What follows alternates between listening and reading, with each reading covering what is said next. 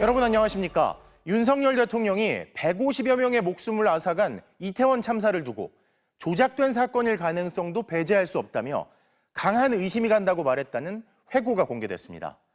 참사 이후 국가적 슬픔을 위로하기 위해 열린 국가조찬 기도회 날 김진표 전 국회의장이 직접 들었다는 이야기입니다.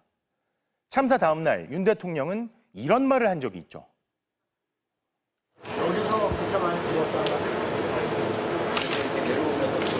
그럼 여기에 인원은 얼마나 있었길래 여기서 몇십 명이. 대통령이 했다는 발언에 유족들은 참담하다는 반응을 보인 가운데 대통령실은 이를 즉각 부인했습니다. 첫 소식 김정우 기자입니다. 지난 2022년 12구 이태원 참사 발생 뒤 한 달여쯤 지난 12월 초 윤석열 대통령과 김진표 당시 국회의장이 국가적 슬픔을 위로하기 위해 열린 조찬 기도회에 참석했습니다. 지난달 퇴임한 김 전 의장은 회고록에서 당시 윤 대통령과 독대한 상황을 적었습니다. 이상민 행정안전부 장관의 거취를 두고 좀 더 일찍 정치적 책임을 지고 사의를 표명하는 게 옳다는 조언을 건네자 윤 대통령이 말은 다 맞으나 이태원 참사에 관해 강한 의심이 가는 게 있어 아무래도 결정을 못하겠다고 말했고 그 이유를 묻자 사고가 특정 세력에 의해 유도되고 조작된 사건일 가능성도 배제할 수 없다며 그럴 경우 이상민 장관을 물러나게 한다면 그것은 억울한 일이라고 답했다는 게 김 전 의장의 기억입니다.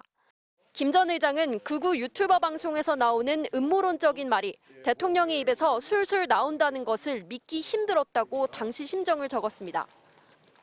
야, 이태원은 북한 소행이다, 북한! 당시 일부 극우단체나 유튜버들은 중국이나 북한이 참사를 일으켰다. 정권 퇴진 시위를 마친 민주노총 세력이 이태원으로 넘어갔다는 등 주장을 펼쳤습니다.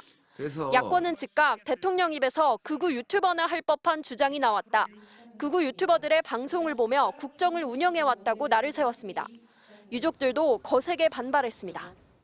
참담하죠. 국가의 지도자인 대통령이 그렇게 근거 없는 사실을 가지고 그런 생각을 가지고 있다는 자체가 그건 정말 이럴 수가 없는 일이고.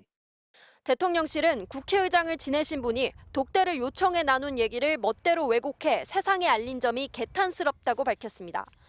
또 대통령은 다양한 의혹을 전부 조사하고 119 신고 내용까지 공개하라고 지시했고 최근 이태원 특별법도 과감하게 수용했다고 덧붙였습니다. MBC 뉴스 김정우입니다.